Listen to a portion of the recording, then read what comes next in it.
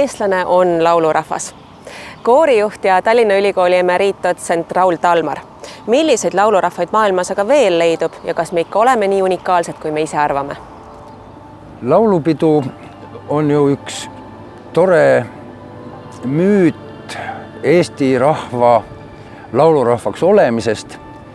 Ja küll on tore, et see on selline müüt. Mõelge, kui meid peetaks miskit muud moodi rahvaks, kes on näiteks kas agressiivne või millegi muu imeliku pärast tuntud ja kuulus. Meie ümbruses on palju maid ja ka palju rahvaid, keda saab laulurahvasteks nimetada. Näiteks kõik Skandinaavia maad, Soome, Rootsi, Norra, Läti, meie lähim naaber, aga ka näiteks Sloveenias on koorilaulukultuur väga kõrged. Aga mis sellest meie eestlaste erilisuse ilmselt tekitab ja maailma jaoks nagu ka tõepoolest ühe müüdina nagu kõlab, on see, et ilmselt ei ole siiski kuskil rahvastiku arvu suhtes rohkem koore ja koorilauljaid, kui seda on Eestis. Ohuvõimalus on selle müütide puhul alati ju ka.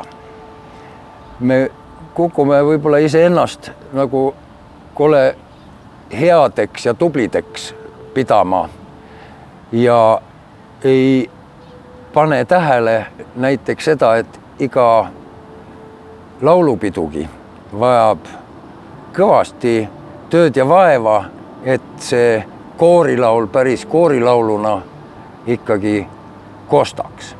Ja praeguse aja Eestis on ka see teine murekoht küll, et väiksemates kohtades napib õpetatud koorijuhte ja napib ka tegelikult lauljaid, kes on suurematesse tõmbekeskustesse ära läinud.